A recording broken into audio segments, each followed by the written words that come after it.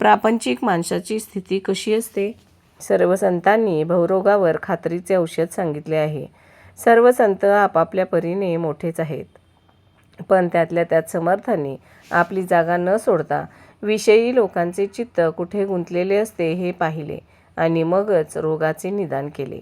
आमचा मुख्य रोग संसार दुःखाचा असून तो सुखाचा आहे असे वाटते हा आहे. रोग कळून आला, पण औषध जर घेतले नाही तर तो बरा कसा होणार? रोग असेल तसे औषध द्यावे लागते.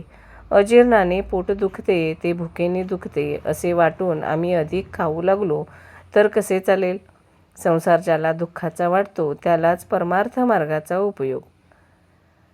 दारू पिणारा मनुष्य दारूपायी आपले सर्वस्व घालवतो.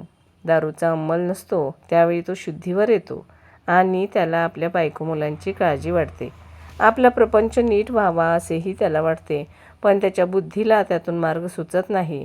मग तो पुन्हा इतकी दारू पितो की त्यात स्वतःचा त्याला विसर पडतो आणि अशा रीतीने त्यामध्येच तो स्वतःचा नाश करून घेतो. अगदी याचप्रमाणे प्रापंचिक माणसाची स्थिती होते. पहिल्याने प्रपंच बरा वाटतो, मनुष्य त्यात रमतो. पुढे काही दिवसानंतर तो थकतो, त्याची उमेद कमी होते आणि म्हणून आता आपल्या हातून परमार्थ कसा होणार असे त्याला वाटते.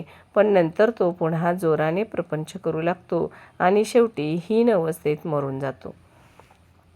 जो जगाचा घात करतो तो एका दृष्टीने बरा, कारण जग स्वतःला सांभाळून घेईल, पण जो स्वतःचा घात करून घेतो त्याला कोण सांभाळणार? तो फार वाईट समजावा. केवळ प्रापंचिक हा असा आत्मघातकी असतो. खोटे कळूनही त्यात सुख मानून तो राहतो आणि देवाने जे निर्माण केले ते माझ्या सुखाकरिताच केले असे समजून मरेपर्यंत त्यातच गुरफटून राहतो. मनुष्य तेच करीत असून सुद्धा त्याला त्याचा कंटाळा कसा येत नाही? कालच्या गोष्टीच आपण आज करतो. आपल्या लक्षात जरी आले नाही तरी त्या गोष्टी झालेल्याच असतात.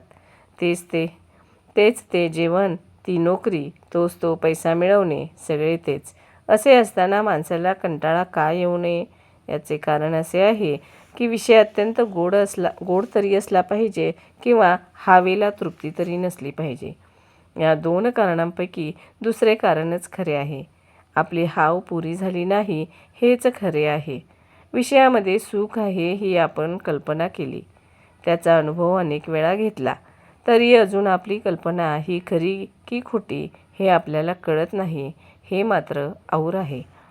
जो मनुष्य प्रपंचातला आपला अनुभव जमेस धरत नाही तो कशानेच शहाणा होत नाही.